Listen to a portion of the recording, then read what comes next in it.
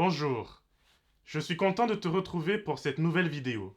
Cette semaine encore, je t'invite à revisiter un concept très populaire dans l'éducation chrétienne, la perfection. Ce concept est souvent utilisé à tort et à travers afin de valider des théories bizarres.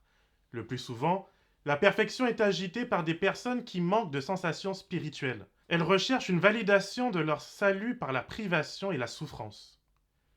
En réponse à cet extrême, je vois d'autres balayer du revers de la main ce sujet et l'enterrer le plus profondément possible, pour ne surtout pas en parler.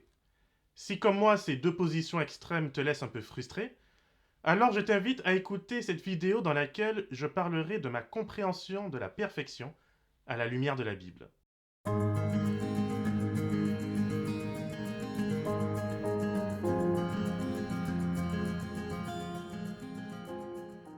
La première chose consiste toujours à définir les concepts que l'on souhaite employer.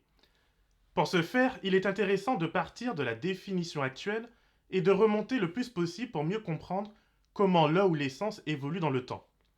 En effet, nous sommes les héritiers d'une culture de sens, et ce que nous croyons aujourd'hui provient de cet héritage. Pour ne pas faire trop long, je te propose de voir trois sens donnés au mot perfection par le dictionnaire.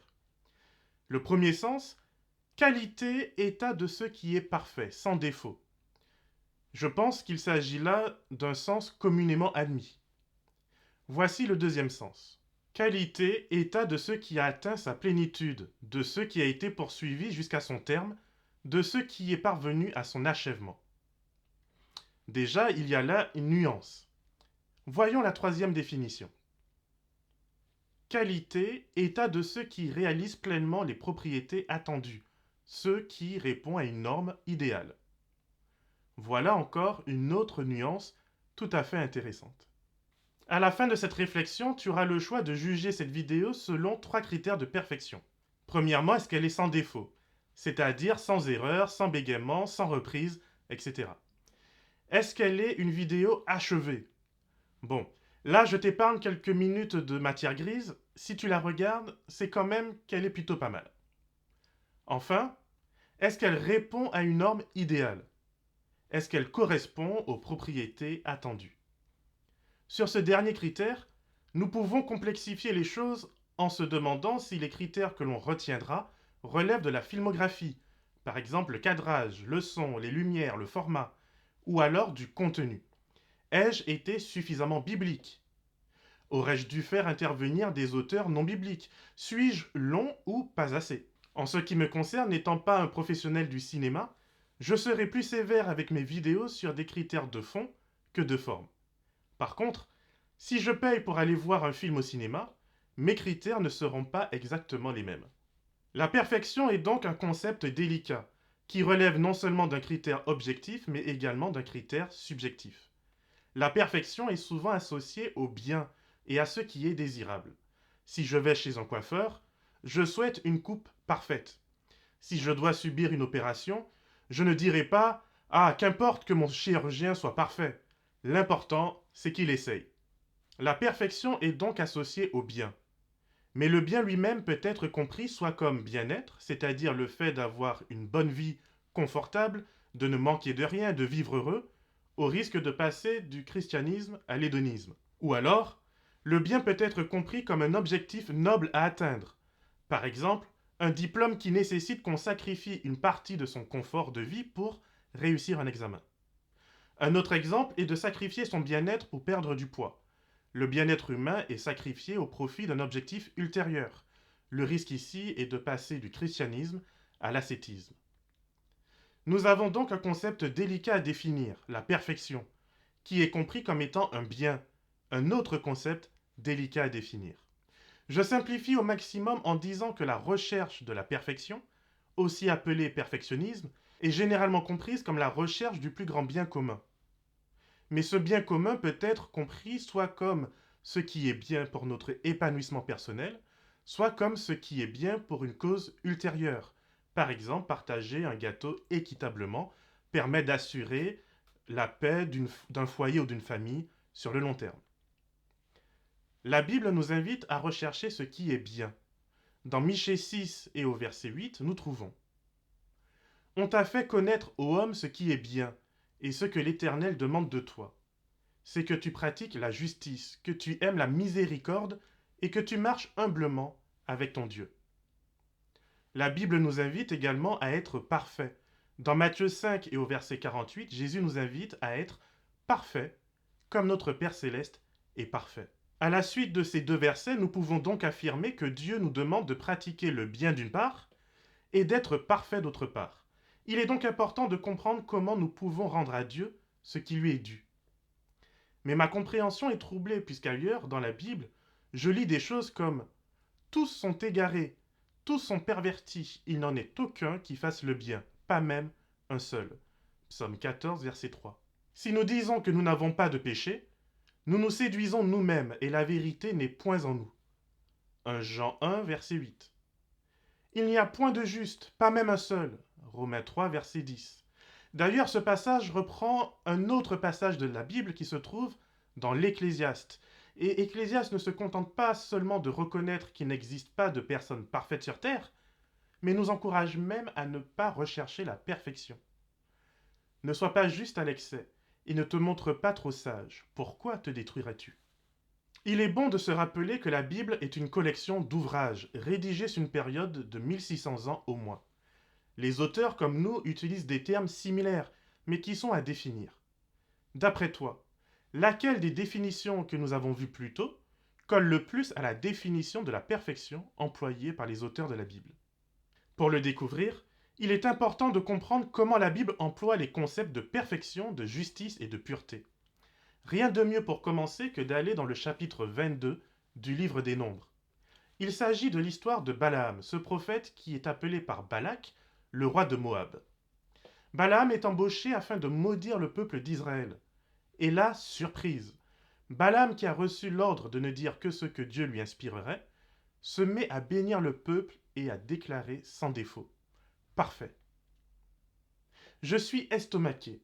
Comment ce peuple qui a dû rester 40 ans dans le désert, qui se rebelle à la moindre occasion, peut-il être considéré par Dieu comme étant parfait? Dans le chapitre 21, juste avant l'histoire de Balaam, le livre des Nombres nous raconte comment Dieu enlève au peuple sa protection. Et, à cause des murmures, comment des serpents ardents viennent mordre et décimer ce peuple. Ce qui est sûr, c'est qu'Israël ne peut pas être sans défaut. Israël ne peut pas non plus être parvenu à son accomplissement. Il reste donc à savoir si Israël remplit les caractéristiques attendues par Dieu. Et c'est là que se trouve la surprise. Effectivement, la Bible présente le plus souvent la perfection comme étant le fait d'être intègre, c'est-à-dire entier, complet. La perfection biblique porte avant tout un sens de maturité. Ce qui a changé entre Nombre 21 et 22, ce n'est pas qu'en quelques jours le peuple est devenu sans défaut, mais que le peuple a retrouvé son intégrité, c'est-à-dire sa confiance en Dieu. Cette confiance le pousse à rechercher la miséricorde divine, non pas auprès des idoles ou d'un bien-être gustatif, mais auprès du seul vrai Dieu. Être sans défaut dans la Bible consiste à être sans mélange, à faire preuve d'une loyauté envers Dieu à toute épreuve. Le roi David comprend la difficulté pour le cœur humain d'être entier, sans mélange ou partage. C'est la raison pour laquelle il fait cette prière dans le psaume 86. Enseigne-moi ta voie, Seigneur, je marcherai par ta loyauté. Unifie mon cœur pour que j'honore ton nom. Psaume 86, verset 11. La loyauté pour les croyants de l'Ancien Testament consiste à se confier dans le seul vrai Dieu en offrant des sacrifices. Mais les auteurs de cette période historique comprennent déjà que ces sacrifices ne sont que la manifestation d'un cœur sensible à l'Esprit de Dieu. La pratique de la justice et de l'équité, voilà ce que l'Éternel préfère au sacrifice. Proverbe 21, verset 3. Dans Osée 6, 6, nous trouvons « Car j'aime la piété et non les sacrifices, et la connaissance de Dieu plus que les holocaustes. » Ce sont en effet la bonté, la justice et l'amour qui sont les trésors que porte un cœur uni à Dieu. Ainsi parlait l'Éternel des armées. Rendez véritablement la justice et ayez l'un pour l'autre de la bonté et de la miséricorde. Zacharie 7, verset 9. Mais que la droiture soit comme un courant d'eau, et la justice comme un torrent qui jamais ne tarit. Amos 5, verset 24. D'ailleurs, si on revient dans le seul passage biblique qui présente explicitement Dieu comme étant parfait, nous en avons parlé, il s'agit de Matthieu 5, 48. Soyez parfaits comme votre Père est parfait.